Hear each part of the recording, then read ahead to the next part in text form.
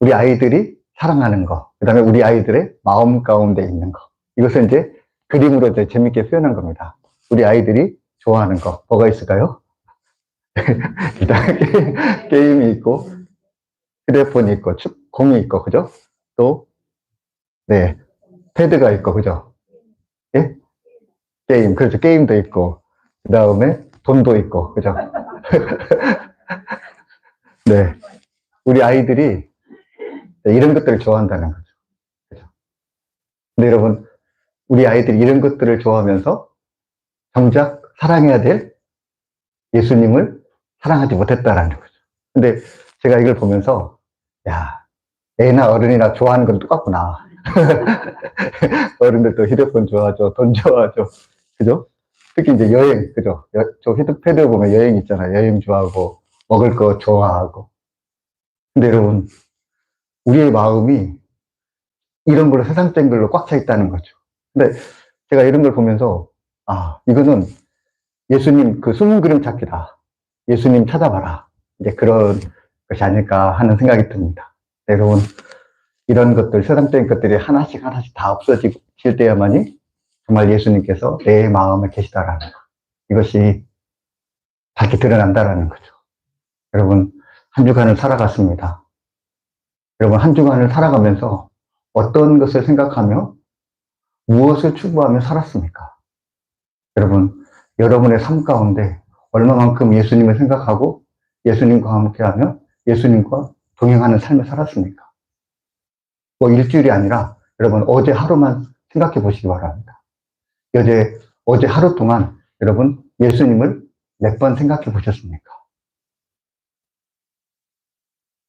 아마 여기 있는 대부분 분들이 내가 예수님을 언제 생각했지? 몇 번 생각했지? 아마 그렇게 생각할 것입니다. 그러면 여러분 이 두 마음 중에서 어떤 마음입니까? 우리가 세상적인 것들, 그렇죠? 게임과 휴대폰과 돈과 명예와 이 세상적인 재미들을 쫓아가면서 살아갑니다. 그러면서 정작 우리가 생각해야 되고 우리가 함께해야 될 그 예수님을 놓쳐버렸다라는 거죠.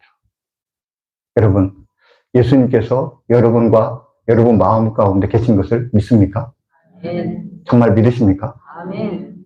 근데 여러분, 내가 정말 예수님을 생각하지도 않고 예수님과 함께하지도 않았는데 예수님과 동행하지 않은 그런 삶을 살면서 내가 내 안에 예수님이 정말 계시다라는 거 여러분 믿어지십니까?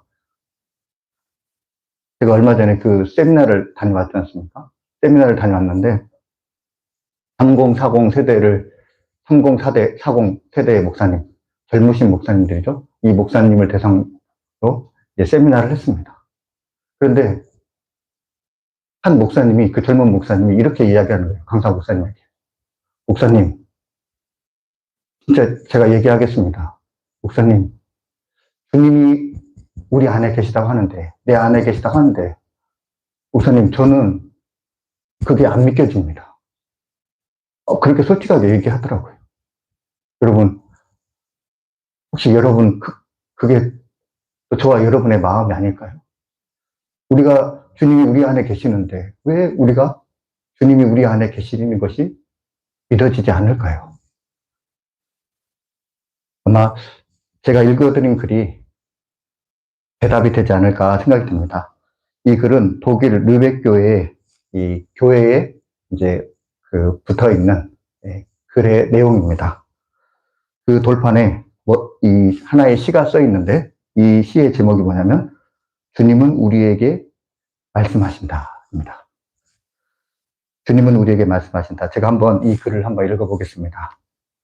너희는 나를 주님이라고 부르면서 따르지 않고 너희는 나를 빛이라 부르면서 나를 우러러 보지 않고 너희는 나를 길이라 부르면서 따라 걷지 않고 너희는 나를 삶이라 부르면서 의지하지 않고 너희는 나를 존귀하다 하면서 섬기지 않고 너희는 나를 강하다 하면서 존경하지 않고 너희는 나를 의롭다 하면서 두려워하지 않으니 그런즉 내가 너희를 꾸짖을 때 나를 탓하지 말라. 여러분, 겉으로는 주님이라고 하지만 그러나 정말 그 주님을 따르고 있냐는 거죠. 그 주님과 함께하고 있냐는 거죠. 여러분, 예수님께서 이 땅에 오셨을 때 이스라엘을 다스리고 있는 정치 지도자들, 종교 지도자들 다 주님을 기다린다고 했습니다. 하나님을 섬기는 사람들이라고 했습니다. 그러나 그들이 정말 마음으로 주님을 쫓아나는 거죠. 그림을 다시 한번 그 헤롯 한번 사진 보여줄래요? 여러분, 오늘 본문에서 이야기하는 것이 바로 이 내용입니다. 헤롯이 예수님이 태어났을 때 유대를 다스리는 사람이 헤롯 왕이었습니다. 이 헤롯 왕이 예수님이 태어났다는 이야기를 듣습니다. 그때 이 헤롯 왕이 예수님을 죽이려고 하는 거죠. 근데 여러분, 헤롯 왕은 왜 예수님을 죽이려고 했습니까? 네. 자기가 왕이잖아요. 자기 외에 다른 왕이 있을 수 없는 거죠. 그렇기 때문에 이 헤롯이 이 유대인의 왕, 진정한 왕이죠. 예수님을 잡아 죽이려고 했습니다. 헤롯의 마음속에는 뭐가 있었습니까? 메시아를 기다린다고 하지만, 메시아를 경배한다고 하지만, 그러나 헤롯 마음속에는 그 왕자의 권위가 있는 거죠. 그 권위를 뺏길까봐, 그 기득권을 뺏길까봐 지금 안절부절하고 있는 것입니다. 지금 상황이, 똑같은 상황이 오늘 본문 가운데 펼쳐지고 있습니다. 근데 여러분, 헤롯이 예수님을 죽이려고 했습니다. 근데 헤롯이 예수님을 죽였습니까? 네, 못 죽였다라는 거죠. 오늘도 똑같이 이스라엘의 종교 지도자들이 예수님을 이제 죽이려고 합니다. 근데 여러분, 이스라엘의 종교 지도자는 예수님을 죽였습니까? 못 죽였습니까? 예수님을 십자가에 못 박았죠. 근데 여러분, 한번 생각해 보십시오. 왜 그 똑같은 시도가 예수님 태어났을 때 예수님을 죽이려고 했고, 또 이제 예수님의 공생애 동안에 예수님을 잡아 죽이려고 했는데, 그 전에는 왜 실패하였고, 왜 이제 예수님의 사역이 이루어지는 그 시점에서는 예수님께서 이스라엘의 종교 지도자의 손에 붙잡혀서 죽게 되었을까요? 지금 오늘 본문이 말하고자 하는 것이 바로 이것이다라는 것입니다. 요한복음을 이제 우리가 보면서 우리가 느끼는 참 그 답답함이라는 것은 예수님께서 오시면서 많은 표적들을 보여주셨습니다. 가나에서는 물로 포도주를 만드셨습니다. 그리고 또 나면서부터 맹인인 사람을 눈을 뜨게 하셨습니다. 그리고 바로 오늘 본문 요한복음 11장에서는 죽은 나사로를 살리셨습니다. 그냥 의식이 없는 그런 임사 상태가 아니라 완전히 썩어서 냄새가 난, 사흘이 지난, 도저히 살 수가 없는 그 나사로를 주님께서 살리셨습니다. 여러분, 죽은 나사로를 주님께서 살리셨다는 것은 무엇입니까? 결론은 예수님은 하나님으로 도운 사람이라는 거죠. 예수는 하나님의 아들이라는 것입니다.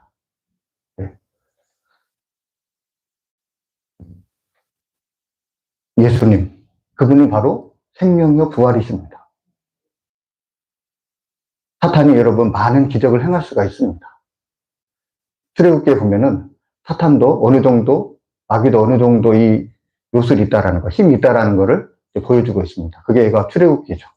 출애굽기에 보면은 첫 번째 기적이 뭡니까? 네. 나일 강을 피로 변하는 거. 그게 첫 번째 표적이었습니다. 근데 이 첫 번째 표적을 애굽의 요술사들도 행했습니까? 못했습니까? 네, 행했습니다. 두 번째 표적은 또 뭐죠? 개구리 이적이죠. 강가에서 개구리가 올라오게 했습니다. 그리고 애굽 사방에 개구리가 가득 찼습니다. 근데 여러분, 애굽 술사들도 요술사들도 이것을 했습니까? 못했습니까? 했다라는 거죠. 세 번째 표적이 뭡니까? 그 다음부터 모르시겠죠? 네, 이를 표적입니다. 이 표적. 근데 여러분, 이 표적을 애굽의 술사들이 했습니까? 못했습니까? 못했다라는 거죠. 여러분, 사탄 마귀도 어느 정도 힘이 있고 능력이 있지만, 그러나 여러분, 궁극적으로 사람을 살리고 죽이는 것은, 특히 사람을 살리는 것은 사탄이 할 수 없습니다. 사탄은 죽이고 멸망시키는 거지 죽은 것이 다시 살리게 하실 능력이 없다라는 거예요. 죽은 자를 다시 살리시는 분은 바로 우리의 부활이시요 생명이신 바로 우리 주님만이 하실 수 있는 것입니다. 예수님께서 죽은 나사로를 살리십니다. 이 엄청난 기적 앞에 많은 사람들이 이제 마음이 움직이기 시작했습니다. 그래서 45절에 보니 예수께서 하신 일을 본 많은 유대인들이 그를 믿었다. 이렇게 기록되어 있습니다. 그렇죠? 이런 기적 앞에 예수님께서 정말 하나님께서 보낸 분이라는 것을 사람 믿었다라는 거죠. 근데 여러분, 사람들이 다 믿은 것이 아닙니다. 믿는 사람들이 있는가 하면 믿지 못한 사람도 있었다라는 거죠. 46절에 보니까 그 중에 어떤 자는 바리새인들에게 가서 예수께서 하신 일을 알리니라. 예수님께서 죽은 나사로를 살리신 것을 이 바리새인들에게 알렸다라는 거죠. 근데 여러분, 이 알렸다라는 거는 좋은 의도에서 알린 겁니까? 아니면 나쁜 의도에서 알린 겁니까? 네, 나쁜 의도가 있었다라는 거예요. 쉽게 얘기해서 이 예수님에게 정의적인 태도를 가진 것입니다.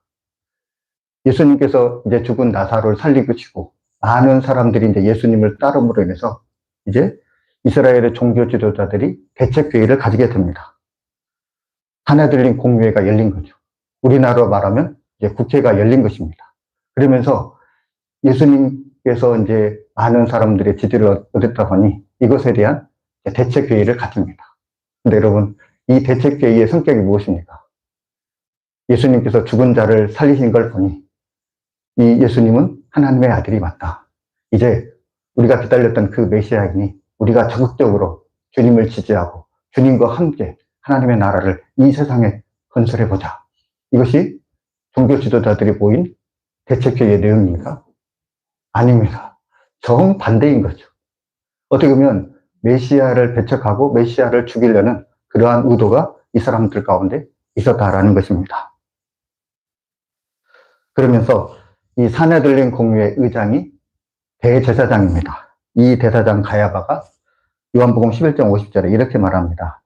한 사람이 백성을 위하여 죽어서 온 민족이 망하지 않게 되는 것이 너에게 유익한지를 생각하지 아니하는도다. 여러분, 가야바가 뭐라고 얘기하냐면 이 민족이 망하는 것보다 한 사람이 망하는 게 낫겠다. 그러니까 어떻게 생각합니까? 예수님께서 죽어야 된다라는 거죠. 지금 자신의 기득권을 지키기 위해서 예수님을 지금 죽음으로 몰아가고 있는 것입니다. 근데 여러분, 이 가야바의 그 말 가운데 그냥 가야바는 자신의 정치적인 의도로서 자신의 이기적인 목적 가운데 말했지만 그러나 이 가야바의 말이 하나님께서 그 가야바의 입술을 통해서 하나님께서 어떠한 일을 행하실 것을 지금 말씀하셨다라는 것입니다. 요한복음 11장 51절과 52절에 보면 이 말은 스스로 함이 아니요 그 해의 대제사장이므로 예수께서 그 민족을 위하시고 또 그 민족만을 위할 뿐 아니라 흩어진 하나님의 자녀를 모아 하나가 되게 하기 위하여 죽으실 것을 미리 말하미러라. 여러분, 이 가야바의 그 의도 가운데 그것은 바로 예수님의 그 희생을 통해서 하나님의 백성들을 모으고 그들을 구원하기 위한 하나님의 그 구원 계획이 있다라는 것입니다. 가야바, 이 사람은 대제사장입니다. 그리고 이 대제사장 가야바는 지금 자기의 기득권을 위해서 희생양을 찾고 있습니다. 그리고 그 희생양이 예수님이 되었습니다. 근데 여러분, 이 구약에 보면은 대제사장이 1년에 1차 대속죄일에 이 제물을 잡아서 이 제단에 뿌립니다. 그거를 통해서 이 제단의 제물을 통해서 이제 이스라엘 백성들이 이제 죄 사함을 받고 구원받는 그 역사가 이루어진 것입니다. 근데 여러분, 지금 성경의 모습이 어떻습니까? 마치 이것을 그대로 묘사하고 있습니다. 대제사장인 가야바가 예수님을 속죄함으로 삼아서 그 예수님을 잡아서 이 이스라엘 백성들을 구원하는 우리 온 민족이죠. 온 민족을 구원하는 그 일이 이루어지고 있음을 지금 말씀하고 있다는 것입니다. 바야바의 발언. 그냥 여기서 발언으로 끝나지 않습니다. 그리고 이제는 이후에는 이제 예수님을 구체적으로 어떻게 핍박할지에 대해서 지금 성경은 말씀하고 있습니다. 근데 여러분, 오늘 11장 이제 저희가 하반절을 읽었는데요. 이 11장 하반절이 이제 이 성경의 분수령이 됩니다. 여러분, 분수령의 말 아시죠? 이제 11장 이후부터는 예수님의 이 구체적인 사역, 이 십자가 사역을 향해서 이제 이 요한복음이 흘러가고 있습니다. 그러면서 요한은 지금 요한이 말하고자 하는 것은, 성경이 말하고자 하는 것은 예수님께서 그들에 의해서 핍박을 받아서 죽으셨다. 그것이 아니라 예수님이야말로 진정한 유월절 양이라는 거죠. 예수님의 피로 말미암아 사람들의 죄가 씻겨질 것임을 지금 요한은 말씀하고 있습니다. 요한복음 11장 55절에 이렇게 말합니다. 유대인의 유월절이 가까우매 많은 사람이 자기를 성결하게 하기 위하여 유월절 전에 시골에서 예루살렘으로 올라갔더니 말씀합니다. 이제 유월절이 가까웠다라는 거죠. 이 유월절이 가까웠다라는 것은 예수님께서 죽으실 날이 가까웠다라는 것을 지금 요한은 말하고 있습니다. 그러면서 이 유월절이라는 것을 절기를 펼친 것은 예수님이 바로 유월절의 양이 되셨다라는 거죠. 근데 여러분, 이 사도 요한뿐만 아니라 세례 요한도 예수님을 유월절의 양이라고 말하고 있습니다. 요한복음 1장 29절에 이튿날 요한이 예수께서 자기에게 나오심을 보고 이르되 보라 세상 죄를 지고 가는 하나님의 어린 양이로다. 여러분, 이 성경은 지금 예수님을 통해서 우리의 죄가 용서받을 것을 지금 말씀을 하고 있는 것입니다. 예수님은 십자가를 지시기 위해서 이 땅에 육신을 입고 오셨습니다. 그리고 유월절 어린 양이 되셔서 십자가에 보배로운 피를 흘리셨습니다. 요한은 이것을 지금 계속해서 말하고 있는 것입니다. 여러분, 왜 예수님은 유월절의 어린 양이 되어서 십자가에 돌아가셨습니까? 예수님의 보혈이 우리를 살리고 예수님의 보혈이 우리를 구원하는 유일한 길이기 때문입니다. 흩어진 백성들, 이 백성들을 모으고 하나님의 자녀가 되는 것, 그것은 바로 그 유일한 길은 바로 예수님께서 속죄 양이 되셔서 십자가에 달리시는 것, 그 외에는 방법이 없기 때문에 그렇습니다. 성경은 예수님의 보혈, 이것을 그 어느 것과 비교할 수 없는 보배로운 보혈이라고 말씀하고 있습니다. 그러면서 예수님의 십자가, 예수님의 보혈은 우리의 능력이라고 말씀하고 있습니다. 예수님의 보혈은 죄를 완전히 없애주는 능력입니다. 예수님의 보혈은 하나님과의 관계를 화목하게 하는 능력입니다. 예수님의 보혈은 사망과 심판에서 우리를 건져내는 능력입니다. 예수님의 보혈은 양심을 깨끗하게 하는 능력입니다.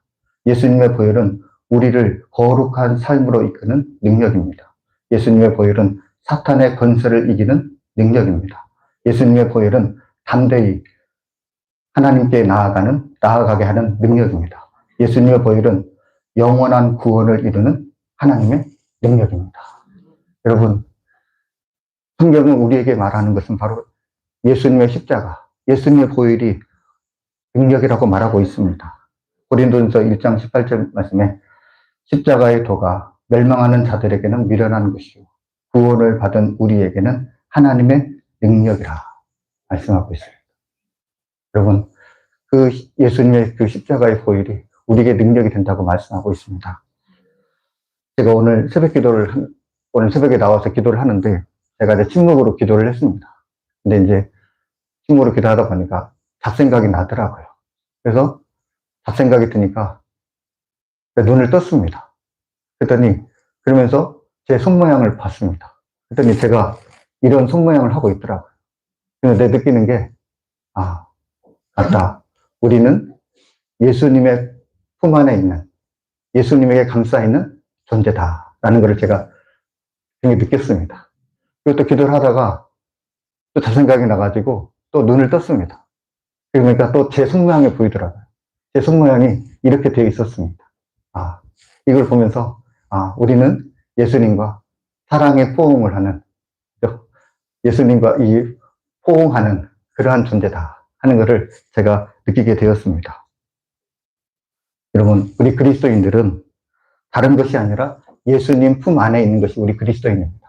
그리고 여러분, 우리는 예수님과 사랑의 포옹을 하는 존재가 바로 우리 그리스도인들입니다. 근데 여러분, 우리가 정말 주님의 품 안에서 살고 있냐는 거죠. 그리고 우리가 정말 주님과 사랑의 포옹 가운데 우리가 살아가고 있냐는 것입니다. 제가 잠자기 전에 꼭 하는 게 있습니다. 여러분도 한번 꼭 해보시기 바랍니다. 제가 여러분이 잠깐 옛날에 말씀드렸듯이 제가 잠자기 전에 손을 쭉 펴니다. 그리고 말합니다. 주님, 제 손을 잡아주세요. 예수님께서 제 손을 잡아주기를 기도하면서 주님, 제 손을 잡아주세요 하고 예수님께서 제 손을 잡는 방법을, 잡는 모습을 상상합니다. 이전에는 그렇게 했는데 이제 하나 더 추가가 되었습니다. 그리고 이 손을 제 이렇게 손에 이렇게 합니다. 여러분, 제가 왜 이렇게 할까요?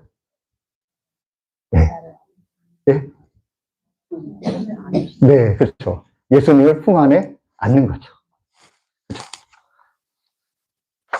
예수님을 손으로 잡을 뿐만 아니라 예수님을 이제 꼭 안고 이제 자는 거죠.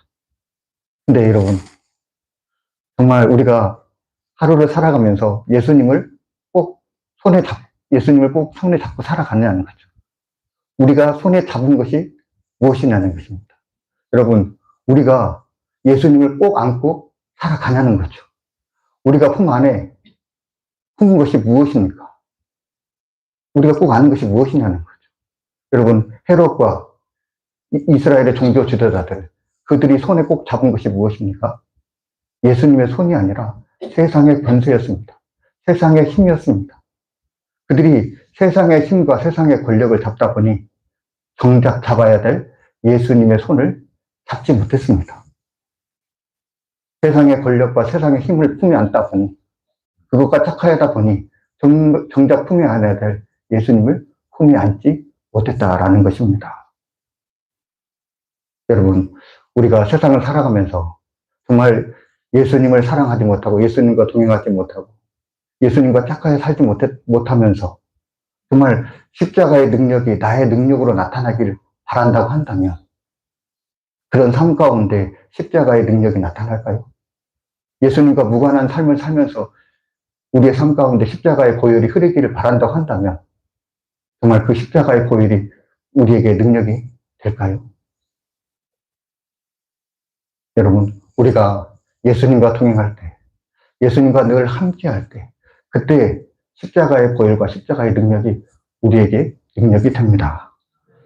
여러분, 예수님과 동행할 때 예수님의 보혈은 죄를 완전히 없애주는 하나님의 능력이 되고, 예수님의 보혈은 하나님과의 관계를 회복하는 능력이 되고, 예수님의 보혈은 사망과 심판에서 우리를 건져내는 능력이 되고, 예수님의 보혈은 양심을 깨끗하게 하는 능력이 되고, 예수님의 보혈은 우리를 거룩한 삶으로 이끄는 능력이 되고, 예수님의 보혈은 우리를 거룩한 삶으로 이끄는 능력뿐만 아니라 사탄의 권세를 이기는 능력이 되고, 예수님의 보혈은 담대히 하나님께 나아가는 능력이 되고, 예수님의 보혈은 영원한 구원을 이루는 능력이 되는 것입니다.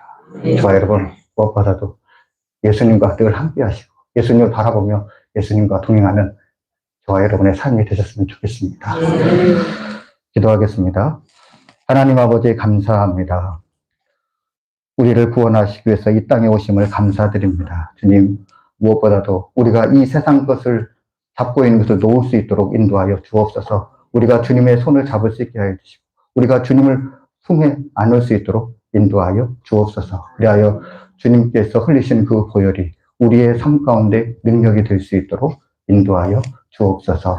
이 모든 말씀 예수님의 이름으로 감사하며 기도하옵나이다. 아멘.